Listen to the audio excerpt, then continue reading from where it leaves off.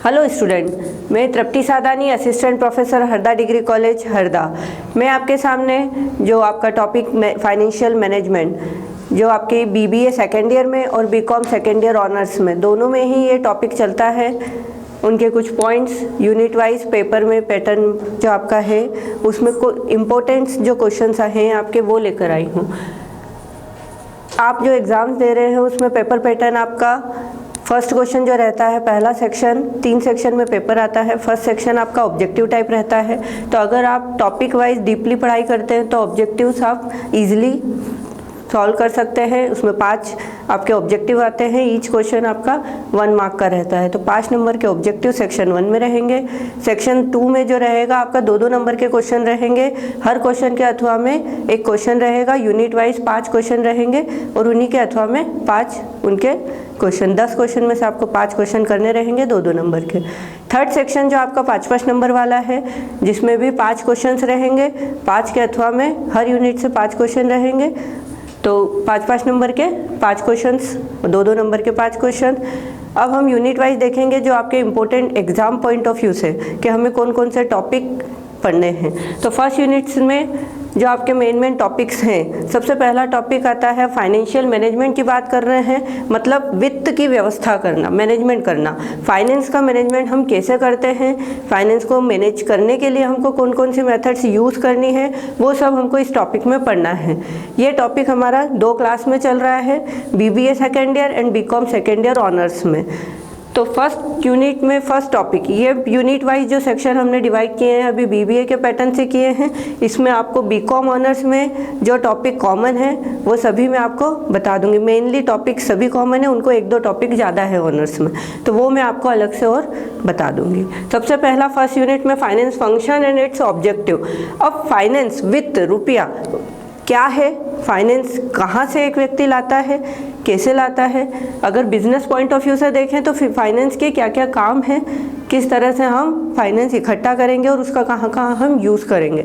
तो finance function क्या क्या होते हैं और वो किन उद्देश्यों के लिए हम लेकर आते हैं। फाइनेंस बिजनेस के लिए एक ब्लड का काम करता है, बिना फाइनेंस के कोई भी काम आप, चाहे वो बिजनेस का हो या पर्सनल यूज़ का, कोई भी कार्य आप नहीं कर सकते। तो फाइनेंस फंक्शन सबसे मेन टॉपिक होता है, पहला टॉपिक होता है हमारे फाइनेंशियल मैनेजमेंट के लिए हमको फाइनेंस चाहिए होता है। बिना फाइनेंस के हम किसका मैनेजमेंट करेंगे। तो फाइनेंस फंक्शन क्या होते हैं और उनके ऑब्जेक्टिव क्या होते हैं, ये पहली यूनिट में पहला पॉइंट होता है, पहला टॉपिक आता है। फिर आता है आपका फाइनेंशियल एनालिसिस। फाइनेंशियल एनालिसिस वित्तीय विश्लेषण करना। आपके जो फाइनेंशियल डाटाज रहते हैं उसको हम एक अकाउंट्स में फॉर्मेट में डालते हैं, उनका एनालिसिस करते हैं, किस तरह से हम काम करेंगे। फाइनेंशियल अकाउंट्स जिसमें इंक्लूडेड रहते हैं आपके कंपैरेटिव बैलेंस शीट्स, कंपैरेटिव आपका P&L अकाउंट्स, जो आप फाइनेंस से रिलेटेड ट्रांजैक्शंस बिजनेस में कर रहे हैं, उन ट्रांजैक्शंस को एक फॉर्मेट में डालना और वो जो फॉर्मेट्स हैं उन फॉर्मेट का एनालिसिस करना। फाइनेंशियल मैनेजमेंट में, फाइनेंशियल एनालिसिस में आता है कि फाइनेंशियल जो उसका वित्तीय विश्लेषण है वो किस प्रकार से किया जाएगा, उसका मीनिंग, उसका स्कोप आप क्लियरली पढ़कर जाना। उसकी एक प्रोसेस होती है, प्रोसीजर होती है कि फाइनेंशियल एनालिसिस किस किस पॉइंट ऑफ व्यू से किया जाएगा, कि पहला पॉइंट, सेकंड पॉइंट, जो उसकी पूरी प्रोसीजर है। ये प्रोसीजर मेन पॉइंट आपका बनता है, 5 नंबर में भी आता है ये बहुत बार। और इसके जो टूल्स एंड टेक्निक्स, टूल्स और टेक्निक्स ऑफ फाइनेंशियल एनालिसिस, ये आपका 5 नंबर में अथवा में आता है पॉइंट। बेसिकली 5 नंबर का जब क्वेश्चन बनेगा finance function and finance analysis में, फर्स्ट यूनिट में 3 से 4 टॉपिक है, उनमें आपको 2-2 नंबर में 2 क्वेश्चन और 5-5 नंबर में 2 क्वेश्चन बनते हैं। तो आपका tools and techniques maximum time financial analysis का पूछा जाता है। थर्ड टॉपिक आता है इसमें कैपिटलाइजेशन का, पूंजीकरण। देखो, कोई भी बड़ा बिजनेस स्टार्ट करने के लिए या छोटे से छोटा बिजनेस स्टार्ट करने के लिए पूंजी को इकट्ठा करना ज़रूरी होता है। सबसे पहले हम क्या करते हैं, रुपया बिजनेस में लगाते हैं। तो वो बिजनेस में जो रुपया लगा रहे हैं वो कहाँ से आ रहा है, आप उसकी व्यवस्था कैसे कर रहे हैं, वो कैपिटलाइजेशन होता है पूंजीकरण करना। पूंजीकरण क्या है, उसके कितने प्रकार होते हैं? 2 प्रकार होते हैं, over capitalisation and under capitalisation. Over और अंडर 2 टाइप्स ऑफ कैपिटलाइजेशन होते हैं। इनका डिफरेंस मेनली पूछा जाता है, चाहे वो 2 नंबर में हो या 5 नंबर में हो। 2 नंबर में अगर कोई डिफरेंस पूछा जाता है तो आप 4 से 5 पॉइंट डालेंगे, 4 पॉइंट डिफरेंस के डालेंगे। और 5 नंबर में अगर पूछा जाएगा तो आप बेसिकली पहले उसका दोनों ओवर और अंडर कैपिटलाइजेशन दोनों पॉइंट की आप डिटेलिंग देंगे कि इंट्रोडक्शन क्या है, कि ओवर कैपिटलाइजेशन क्या होता है, अंडर कैपिटलाइजेशन क्या होता है। फिर उसका डिफरेंस लिखेंगे तो 7 से 8 पॉइंट आपको डिफरेंस में लिखना होंगे। अब ओवर कैपिटलाइजेशन क्या होता है, तो जब हम बिजनेस में पूंजी लाते हैं तो देखो कोई भी नया बिजनेस स्टार्ट करते टाइम हम क्या करते हैं, अगर कंपनी है तो शेयर इशू कर दिए, क्योंकि हमको फंड की ज़रूरत होती है। तो कभी कभी क्या होता है, शेयर्स के माध्यम से, डिबेंचर्स के माध्यम से या लोन के माध्यम से बहुत ज़्यादा मात्रा में कैपिटल इकट्ठा हो जाती है। कैपिटल इकट्ठा तो बहुत सारी हो गई, हमारे पास फंड इकट्ठा हो गया, लेकिन हम क्या उसका प्रॉपर यूज़ कर पाए? तो अगर प्रॉपर यूज़ नहीं होगा तो क्या होगा, हमको रिटर्न कम मिलेगा। इसलिए वो जो स्थिति कहलाती है वो ओवर कैपिटलाइजेशन कहलाती है। इससे ही विपरीत अंडर कैपिटलाइजेशन, हम फंड जो इकट्ठा करना चाहते हैं, हमारा कैपिटल कितना होना चाहिए, एक फैक्टर जो आपका कैपिटलाइजेशन का लेवल है कि हाँ हमारे बिजनेस का कैपिटल इतने पॉइंट तक होना चाहिए, उससे कम अगर हम इकट्ठा करते हैं, हम लेते हैं, तो वो अंडर कैपिटलाइजेशन कहलाता है। दोनों ही मात्रा में हमारे बिजनेस को क्या होता है, कहीं ना कहीं से नुकसान होता है। तो इनके डिफरेंस मेनली पूछे जाते हैं 2 नंबर में या 5 नंबर में। तो फर्स्ट यूनिट के ये जो हमारे 3 टॉपिक थे मेन, उनकी डिटेलिंग आप प्रॉपर, हर पॉइंट का प्रोसीजर है, जैसे स्कोप है, कैपिटलाइजेशन में अगर मीनिंग टाइप्स हुआ है तो ये आप इजीली आप अच्छे से रीड करके जाना उसको। सेकेंड यूनिट में आपके आते हैं 3 टॉपिक। ये मेनली 3 टॉपिक आपके प्रैक्टिकल टॉपिक कहलाते हैं, लेकिन इनके थ्योरेटिकल पॉइंट भी पूछे जाते हैं, क्योंकि हर क्वेश्चन के अथवा में एक क्वेश्चन होता है, तो एक थ्योरी होगा और एक प्रैक्टिकल होगा। फर्स्ट टॉपिक आता है इसमें fund flow statement. Fund flow statement का मैं एक वीडियो पहले भी दे चुकी हूँ कि फंड फ्लो स्टेटमेंट क्या होता है, उसके यूजर्स क्या है, ऑब्जेक्टिव क्या है, उसका प्रॉपर फॉर्मेट कि किस प्रकार से फंड फ्लो स्टेटमेंट बनाया जाता है। तो वो प्रोसीजर भी पूछी जाती है, या थ्योरेटिकल पॉइंट से अगर हम देखें तो उसके यूजर्स और ऑब्जेक्टिव्स पूछे जाते हैं। ठीक है, कैश फ्लो स्टेटमेंट आपका सेकंड पॉइंट है। कैश फ्लो स्टेटमेंट, हमने जहां फंड फ्लो स्टेटमेंट में फंड का बहाव देखा था कि वर्किंग कैपिटल में किस तरह से चेंजेस होते हैं, तो हमारे बिजनेस पे क्या कैश का फ्लो या इनफ्लो होता है। यहाँ कैश फ्लो स्टेटमेंट में आपको लिक्विड फॉर्म में जो कैश अवेलेबल होती है उसके ट्रांजैक्शन देखने हैं, उसका फ्लो देखना है कि वो आपका इनफ्लो है या आउटफ्लो है। कैश फ्लो स्टेटमेंट में आपके 3 एक्टिविटीज़ होती हैं, ऑपरेटिंग, फाइनेंसिंग और इन्वेस्टिंग। 3 एक्टिविटीज़ के थ्रू आप क्या करते हैं, बिजनेस के जितने भी फाइनेंशियल ट्रांजैक्शंस हैं वो 3 भागों में डिवाइड कर देते हैं, और इन तीनों भागों के क्या इनफ्लो और आउटफ्लो निकालते हैं कि कैश कौन कौन से एक्टिविटी से इनफ्लो गया है और कितने से वापस आपका आउटफ्लो हुआ है। ठीक है, कैश फ्लो और फंड फ्लो का डिफरेंस मैक्सिमम टाइम पूछा जाता है। डिफरेंसेस बेटा आपके बुक्स में जितने दिए हुए हैं टॉपिक्स में, वो आप इजीली करके जाना, पहले एक बार रीड करके जाना। फंड फ्लो कैश फ्लो का difference, fund flow profit and loss का डिफरेंस, डिफरेंसेस जो हैं वो आप एक बार पढ़ के ज़रूर जाना, वो मैक्सिमम टाइम पूछे जाते हैं। फिर आपका आता है इसमें last topic ratio analysis. Ratio analysis का प्रैक्टिकल भी आता है, 4 से 5 रेशो एक क्वेश्चन में डाले जाते हैं। वो 5 नंबर का क्वेश्चन बनेगा, अगर 1 या 2 रेशो पूछेंगे तो वो 2 नंबर में क्वेश्चन बनेगा। तो रेशो एनालिसिस क्या है, उस कितने मोड से रेशो एनालिसिस किया जाता है, ठीक है, इम्पोर्टेंस, उसकी लिमिटेशंस, क्या क्यों उपयोग में लाया जाता है। तो जब 2 वैल्यूज़, 2 किन्हीं वैल्यूज़ का आपस में रिलेशन निकाला जाता है तो रेशो एनालिसिस का यूज़ किया जाता है। रेशो एनालिसिस में आपको एक बार प्रैक्टिकल भी देखकर जाना होगा।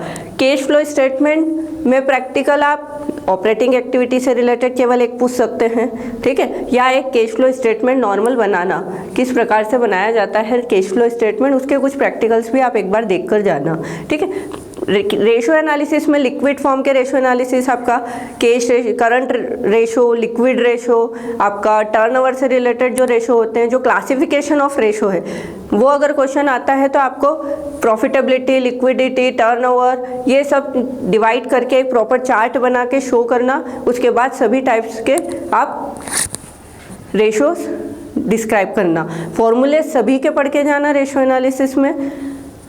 सेकेंड यूनिट में आपके ये 3 टॉपिक है, तीनों के एक बार आप प्रैक्टिकल भी देख कर जाना। थर्ड टॉपिक आता है आपका सोर्सेस, आपकी जो थर्ड यूनिट है उसमें पहला टॉपिक है सोर्सेस ऑफ कैपिटल। अब हमने ये देखा कि फाइनेंस हमको इकट्ठा करना है, फंड का फ्लो देखना है, स्टेटमेंट बनाना है, तो कैपिटल हम लाएंगे कहाँ से, उसके कौन कौन से स्रोत होंगे, सोर्सेस होंगे। ये टॉपिक बेटा आपको थर्ड यूनिट में भी है और आपको ये टॉपिक फोर्थ यूनिट में भी देखना होगा।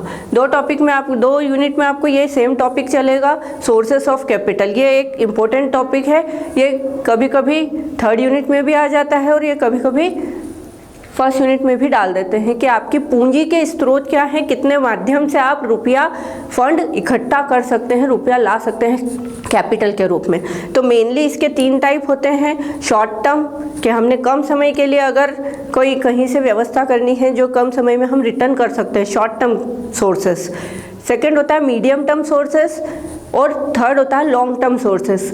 तो सोर्सेस ऑफ कैपिटल्स आप अच्छे से रीड करके जाना एग्जाम पॉइंट ऑफ व्यू से। लास्ट इसमें आता है कैपिटल स्ट्रक्चर डिसीजन। अब कैपिटल के सोर्सेस आपने पता कर लिए कि हम कहाँ से कैपिटल लेकर आएंगे, उसका एक प्रॉपर स्ट्रक्चर होता है कि कैपिटल में कौन कौन सी फंड जो आप ला रहे हो वो कौन कौन सी चीज़ें कहाँ आएंगी। स्ट्रक्चर आपका equity share capital, preferential share capital, debentures, ठीक है, डेब्ट जिसको बोलते हैं। तो स्ट्रक्चर आप कैसे बनाएंगे और जो आपको अगर बिजनेस में 2 लाख की कैपिटल की ज़रूरत है तो वो 2 लाख को आप कितने कैपिटल स्ट्रक्चर में किस प्रकार से डिवाइड करेंगे। कैपिटल स्ट्रक्चर आप इक्विटी 50% इक्विटी रख रहे हैं, डेब्ट आप 40% रख रहे हैं, प्रेफरेंशियल 10% रख रहे हैं, तो स्ट्रक्चर कैसा होगा उसको डिसाइड करने के लिए उसके अपनी थ्योरीज होती हैं, ठीक है, मॉडल्स होते हैं। तो इसकी थ्योरीज अच्छे से पढ़कर जाना बेटा, क्योंकि थ्योरीज में सिंगल आपके क्वेश्चंस भी बनते हैं। जैसे इसकी नेट ऑपरेटिंग थ्योरी है, नेट ऑपरेटिंग इनकम अप्रोच एक है, इसमें net income approach, Modigliani Miller MM approach जिसको कहते हैं, ठीक है। तो ये जो इसके अप्रोचेस हैं, जो थ्योरीज हैं, वो प्रॉपर आप एक बार रीड करके जाना कि कैपिटल स्ट्रक्चर डिसीजन कैसे लिया जाता है, उसकी कौन कौन सी थ्योरीज हैं, ठीक है। इसमें नेक्स्ट टॉपिक आता है फाइनेंशियल लीवरेज का। ये टाइप्स ऑफ लीवरेज में पहला टाइप होता है, ठीक है। 3 टाइप के लीवरेज होते हैं, ऑपरेटिंग लीवरेज, फाइनेंशियल लीवरेज और कंबाइंड लीवरेज। तो जो सेकंड टॉपिक है आपका वो इंडिविजुअल अकेला इस यूनिट में डाला गया है, आपको पूरा लीवरेज एनालिसिस नहीं पढ़ना है BBA के स्टूडेंट्स को। वहीं BCom ऑनर्स के स्टूडेंट्स को फुल लीवरेज है, लीवरेज एनालिसिस के नाम से, जिसमें ऑपरेटिंग, फाइनेंशियल एंड कंबाइन तीनों लीवरेज पढ़ने होंगे। तो BBA के पॉइंट ऑफ व्यू से सिर्फ आपको फाइनेंशियल लीवरेज पढ़ना है कि वित्तीय जो आपका उत्तोलक है वो किस प्रकार से निकाला जाता है, उसकी डिग्री किस प्रकार से होगी, इंपॉर्टेंस एंड उसके लिमिटेशंस। इस प्रकार से थर्ड यूनिट में 3 टॉपिक। चौथा टॉपिक आपका आता है ऑप्टिमम कैपिटल स्ट्रक्चर और इट्स फीचर्स का। ऑप्टिमम कैपिटल स्ट्रक्चर मतलब एक आदर्श जो पूंजी की ढांचा है वो किस प्रकार का होना चाहिए। ये मैक्सिमम टाइम 2 नंबर के पॉइंट में पूछा जाता है कि what is the optimum capital structure, और इसके फीचर्स अगर साथ में पूछे जाएंगे तो या तो इंडिविजुअल 2 नंबर में फीचर्स पूछ लेंगे या 5 नंबर में पूरा एक टॉपिक डाल दिया जाएगा। तो इसको अच्छे से बेटा रीड करके जाना। वर्किंग कैपिटल, अब वर्किंग कैपिटल क्या होती है, जो कार्यशील पूंजी, करंट एसेट्स में से हम करंट लायबिलिटीज घटाते हैं तो आता है हमारा कार्यशील पूंजी। देखो 2 तरह की कैपिटल होती है, एक फिक्स्ड कैपिटल, एक वर्किंग कैपिटल। वर्किंग कैपिटल हमारे बिजनेस के जो डेली ट्रांजेक्शन्स होते हैं उसके लिए बिजनेस में एक लिमिटेड अमाउंट हम लिक्विड रूप में रखते हैं, फंड के रूप में रखते हैं। फिक्स्ड कैपिटल में आपके इक्विटी, प्रेफरेंशियल, डेब्ट ये सब होते हैं जो लॉन्ग टर्म होते हैं। शॉर्ट टर्म में जो होंगे वो वर्किंग कैपिटल में जाएंगे, जो डेली बेसिस के खर्चों के लिए हम रखते हैं, ठीक है। तो वर्किंग कैपिटल मैनेजमेंट में आपको उसके मीनिंग, फीचर्स साथ में इसके आपका जो आएगा कैश मैनेजमेंट भी आ जाएगा, कैश मैनेजमेंट भी आ जाएगा, ठीक है, कि कैश मैनेजमेंट किस प्रकार से होता है। इन्वेंट्री कंट्रोल का एक क्वेश्चन बनता है कि आप इन्वेंट्री का कंट्रोल किस प्रकार से करते हैं, उसका मैनेजमेंट किस प्रकार से करते हैं। थर्ड यूनिट अपने आप में थर्ड यूनिट अकेला अपने आप में बहुत बड़ा टॉपिक है क्योंकि इसमें 5 से 6 टॉपिक कवर करे जाते हैं। फोर्थ यूनिट आपकी आती है सिंगल इंडिविजुअल टॉपिक की, कैपिटल बस्टिंग की। कैपिटल बस्टिंग आपने पूंजी जो लगानी है। अगर किसी बिजनेस में आपको स्टार्ट कर रहे हैं तो एक कैपिटल की ज़रूरत होगी, तो उसका बजटिंग आप किस प्रकार से करेंगे, ठीक है। रिटर्न कितने टाइम में आएगा। अगर हमको कोई मशीन खरीदनी है लॉन्ग टर्म के लिए, तो एक बड़ा अमाउंट हम कहीं फंसाने वाले हैं। 5 लाख की मशीन है, ठीक है, तो 5 लाख की मशीन अगर हम खरीद रहे हैं तो उसका रिटर्न हमको वो मशीन कितने टाइम में देगी, क्या वो लाभदायक होगा हमारे लिए। तो ये होता है आपका कैपिटल बजटिंग। पहले पूर्वानुमान लगाकर उसका रिटर्न ध्यान में रखकर हम पूंजी का बजट तैयार करके फिर कहीं रुपया लगाते हैं। फंड का हम जो यूज़ कर रहे हैं उसकी हमको यहाँ डिटेलिंग करनी है। इसके मीनिंग, इसकी अपनी एक प्रोसेस होती है कि किस प्रकार से आप कैपिटल बजटिंग करेंगे। इसका जो प्रोसीजर है वो पूरा अच्छे से रीड करके जाना आप लोग। इम्पोर्टेंस, अब इसमें एक पॉइंट आता है इवैल्यूएशन ऑफ इन्वेस्टमेंट प्रपोजल। ये 2 नाम से दिया जाता है, आप कंफ्यूज मत होइएगा एग्जाम में। मेथड्स ऑफ कैपिटल बजटिंग जो होती हैं कि कैपिटल बजटिंग को करने के लिए जो फाइनेंशियल एनालिसिस की, फाइनेंशियल मैनेजमेंट की जो मेथड दी हुई है, जैसे payback period method, post payback period method, discounted payback period methods, इसके अलावा आपके एनआई अप्रोच, आरओआई अप्रोच, ठीक है। तो यही आपके जो मेथड्स ऑफ कैपिटल बजटिंग है, वही क्या है आपकी इवैल्यूएशन ऑफ इन्वेस्टमेंट प्रपोजल। ये 2 नाम से दिया जाता है। तो जब इन्वेस्टमेंट प्रपोजल की इवैल्यूएशन की बात पूछे तो आपको मेथड्स ऑफ कैपिटल बजटिंग ही लिखना है। इसलिए मैंने दोनों और करके लिखे हैं कि इन दोनों में से जब एक क्वेश्चन आएगा तो आंसर एक ही लिखना है। सेकेंड यूनिट में अकेला कैपिटल बजटिंग है, तो इसके पीवीपी के आपको सवाल भी एक बार देख कर जाना बेटा, ठीक है। 5th यूनिट लास्ट जो आपकी आएगी डिविडेंड पॉलिसी की, इसमें भी डिविडेंड पॉलिसी का अकेला टॉपिक आपका एक यूनिट में है। तो इसकी आपको डीपली पढ़ाई करके जाना पड़ेगा कि डिविडेंड पॉलिसी क्या होती है, कैसे बनती है dividend policy, types of dividend क्या होते हैं, कितने टाइप के होते हैं, ठीक है। इसके जो मॉडल्स हैं पॉलिसी के, रेगुलर, इरेगुलर, एमएम और गार्डन की, जो वाल्टर की जो थ्योरी दी हुई है वो अच्छे से करके जाना, क्योंकि कभी कभी गार्डन की थ्योरी 2 नंबर में इंडिविजुअल भी पूछी जाती है, ठीक है। टाइप्स ऑफ डिविडेंड पॉलिसी की, डिविडेंड कितने टाइप से पॉलिसी बना सकता है कोई भी कंपनी अपने डिविडेंड पॉलिसी की, रेगुलर, इरेगुलर, स्टेबल, या कोई कोई कंपनी बिना डिविडेंड पॉलिसी के भी अपना बिजनेस करती हैं। तो कितने तरह से डिविडेंड पॉलिसी रखी जा सकती है कोई भी बिजनेस में।